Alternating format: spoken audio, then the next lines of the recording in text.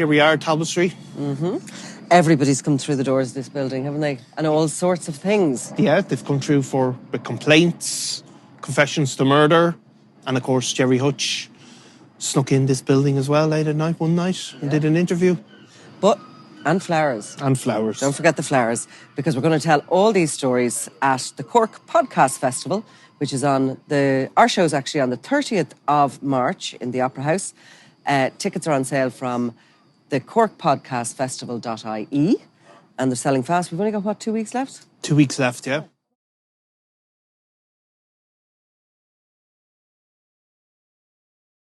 There's actually a BBC documentary about this golden toilet, and I noticed the Daily Mail have a podcast series on it. What's it called? The Golden Toilet, right? Yeah. So it is a huge story in the UK.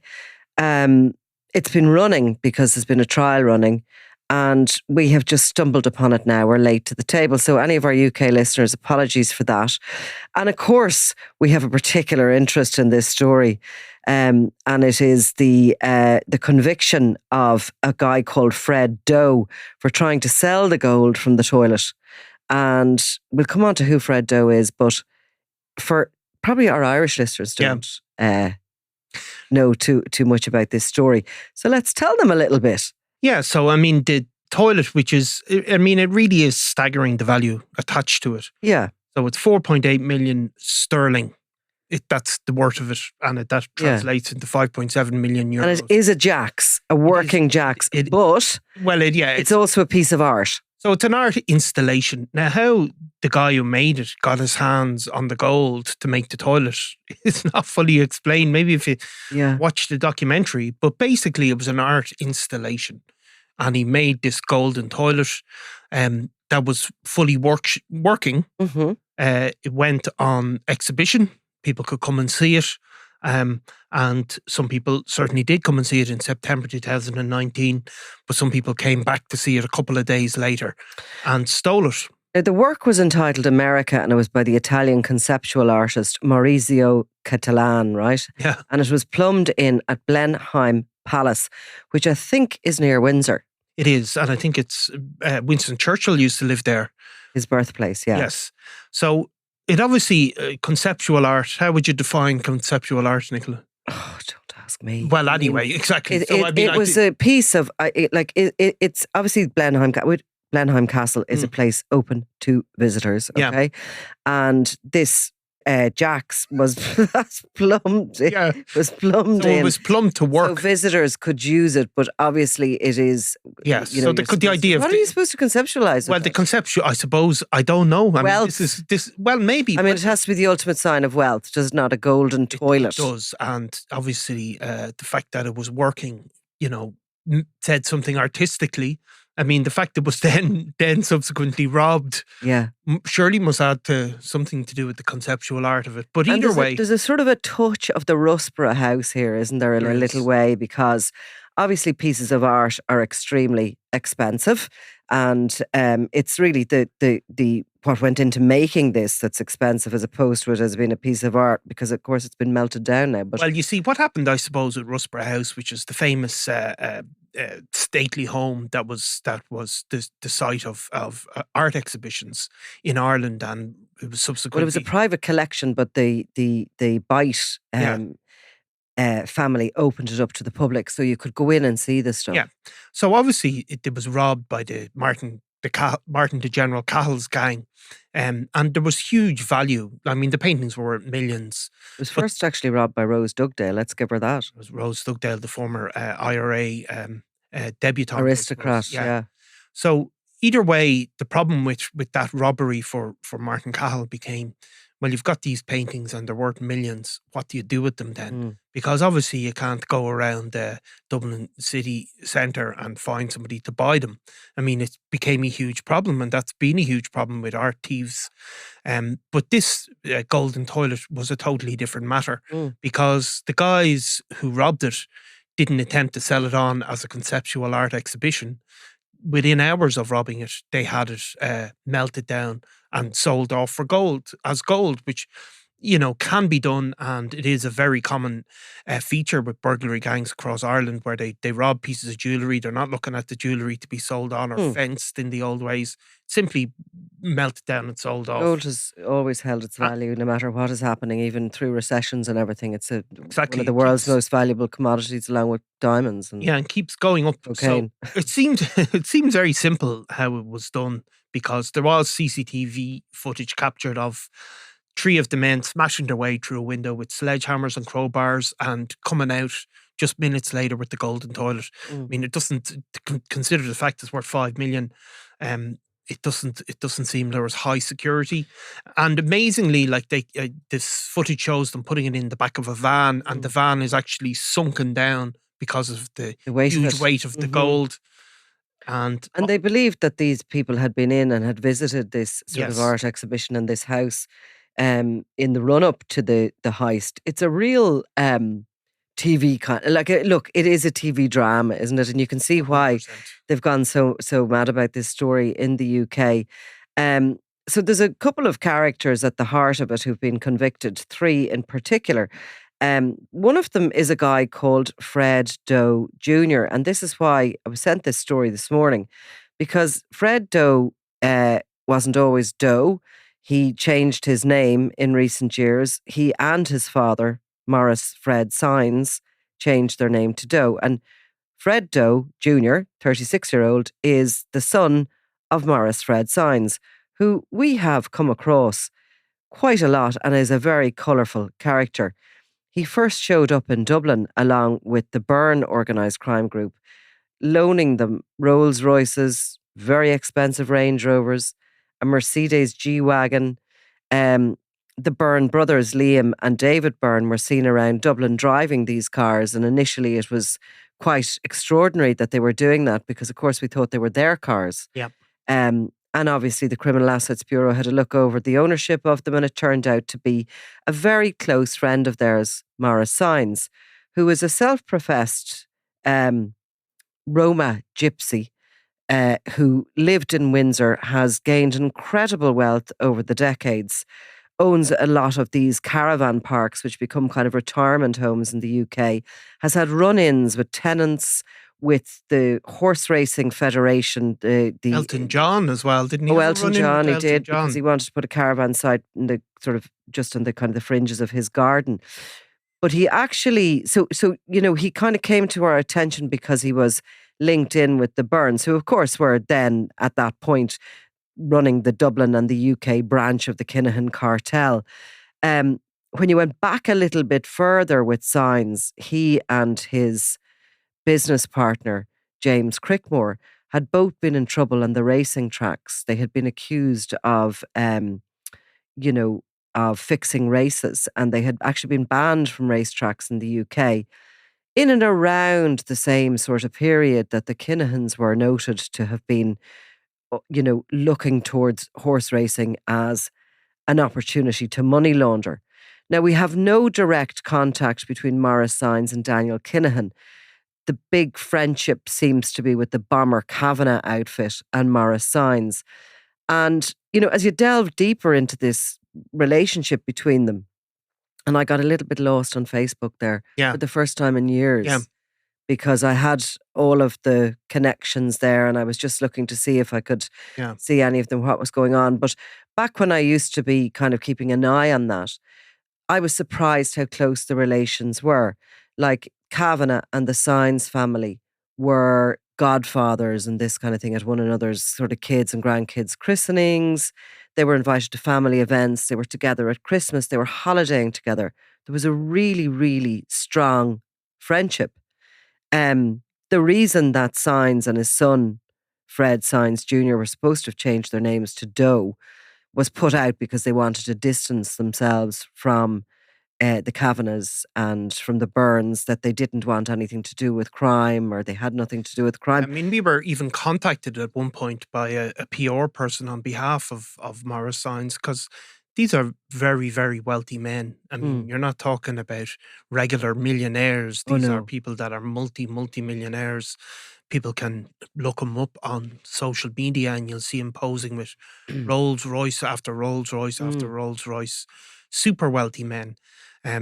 Now, at the time they were associating with the Byrnes, they were pride of place, I think it's fair to say, at David Byrne's funeral, mixing with obviously Daniel Kinahan and people like that were there. Um, so but obviously in the aftermath of the the feud, that disassociation was something that they really were not happy about.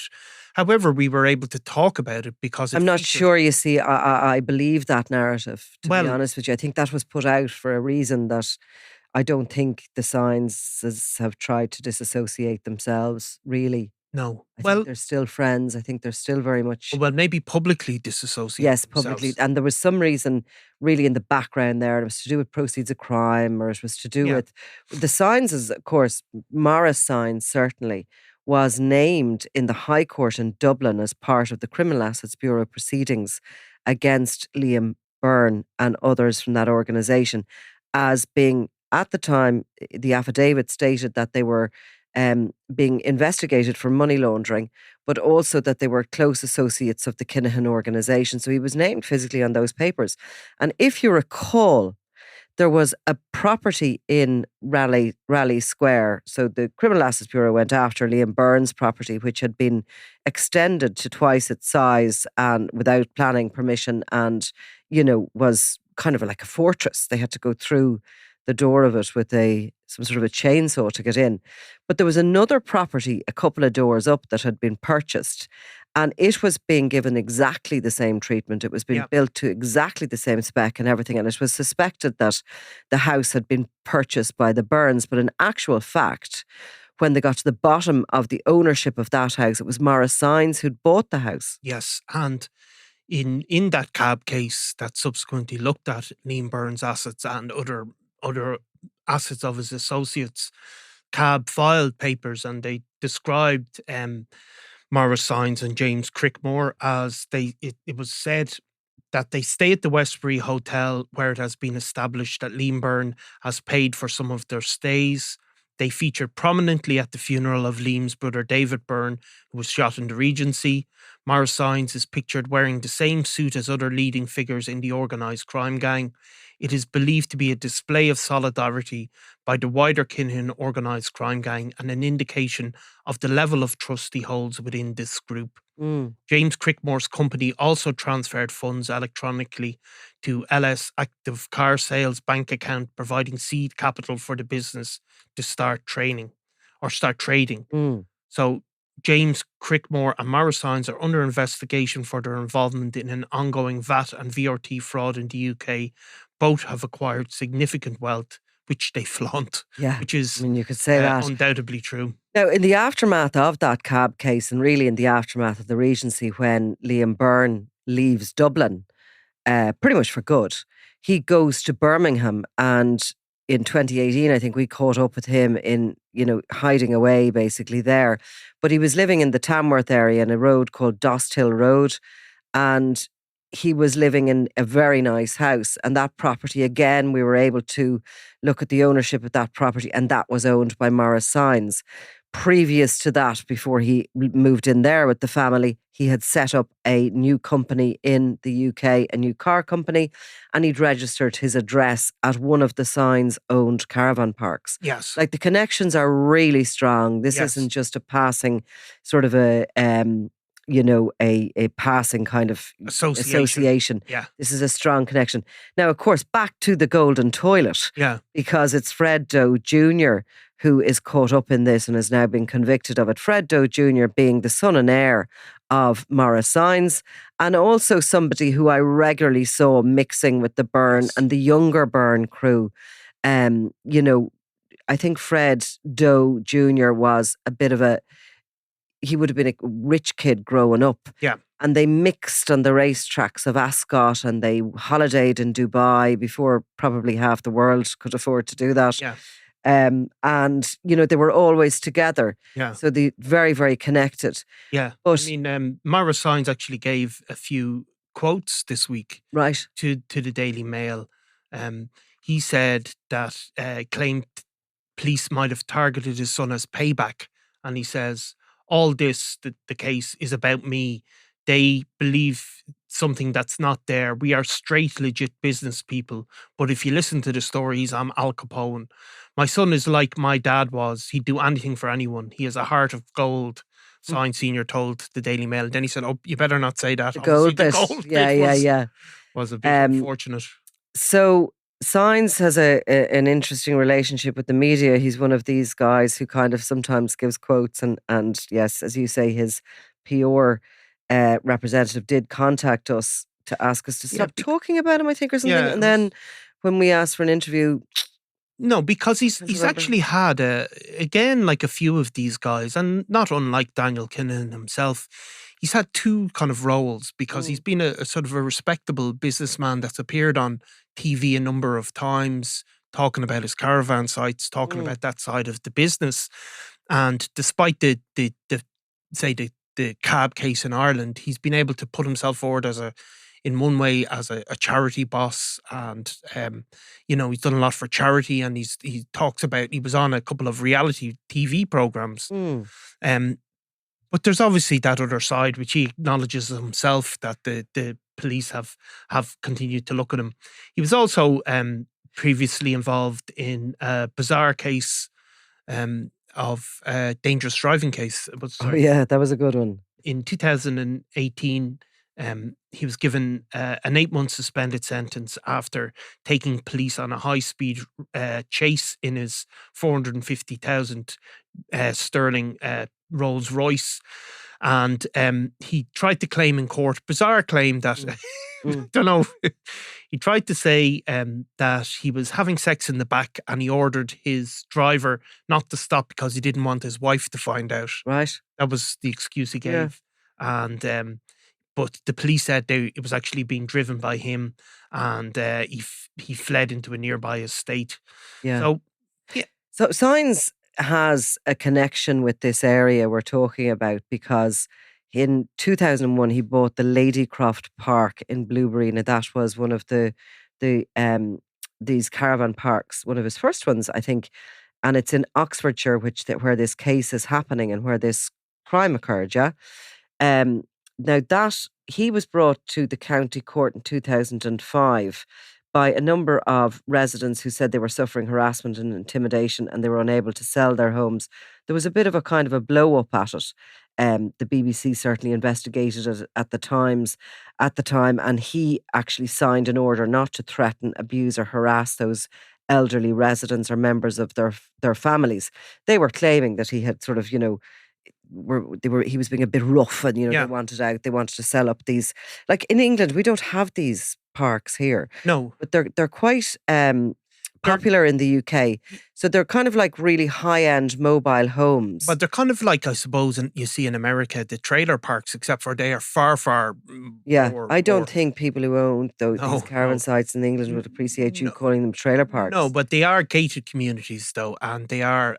They're gated, and they're sort of retirement areas. Like people are selling up, they're downsizing. Like property prices, especially around London, are just so high. So you can sell up a sort of an ordinary home for quite a lot of money.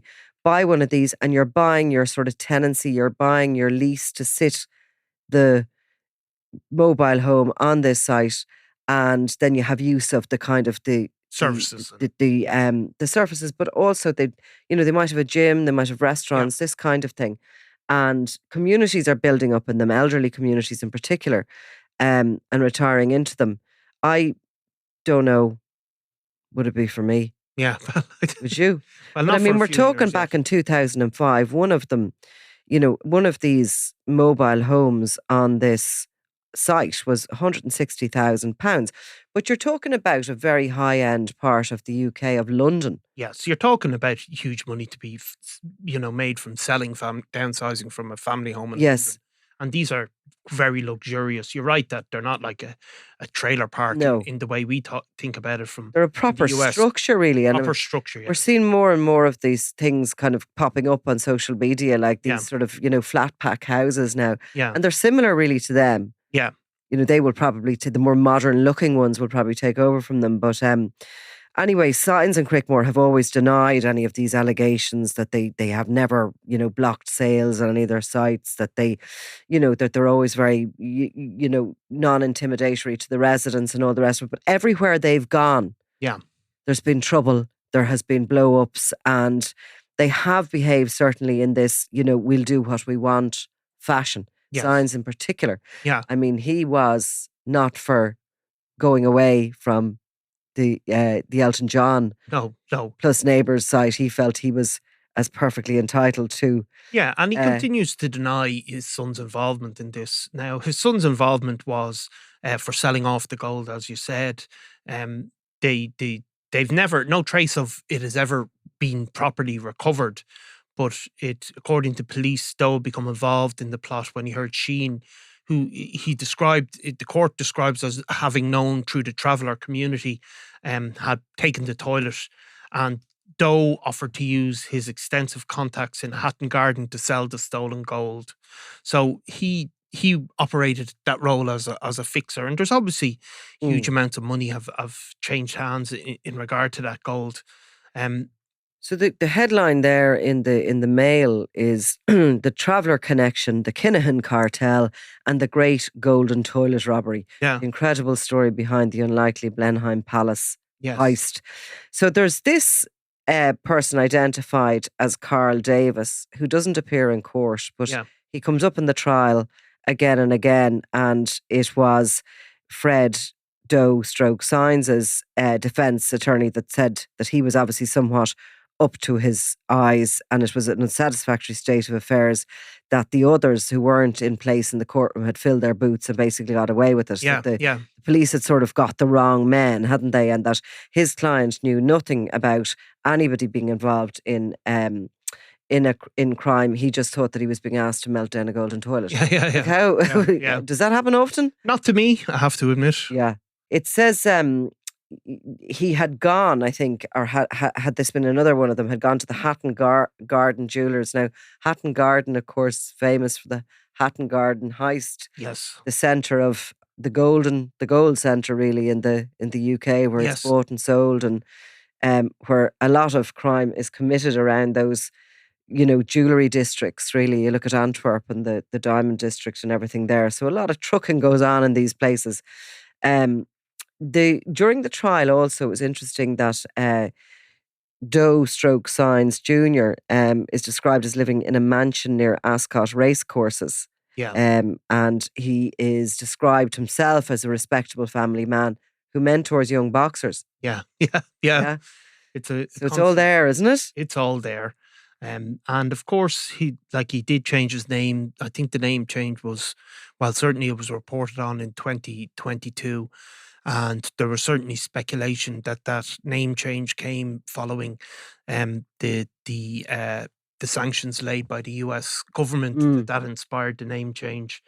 So it's a fascinating story. We're gonna have to watch the documentaries now. We're gonna have to watch documentaries. Anyway, so that's really for our Irish listeners who haven't maybe been following this like us. Yeah. And we maybe will do a follow-up on this and delve a bit deeper into it. It's just extraordinary the tentacles the Kinahans have into everything mega that goes on in organised crime. It is. And if you look through Maurice Sines, his involvement in various issues, we've done a pod before about a guy called Robert Bull who was forced into bankruptcy. He was in the similar business to Sines, and it was alleged he was being threatened by the Kinahan Cartel. So Maurice Sines is look, he's certainly an interesting character. For sure. Okay, Niall, thank you. Nicola. Robbie Lawler was out of control. This is Double Cross, the murder of Robbie Lawler. It was going to be an all-out war with him in the middle of it. Crime World special investigation podcast based on my new book, Web of Betrayal, wherever you get your podcasts. I'm Nicola Tallant and you're watching Crime World, a podcast about criminals, drugs and the underworld in Ireland and across the globe. Make sure you subscribe to our channel and turn on notifications so you can be the first to watch all our latest episodes. You can also listen wherever you get your podcasts.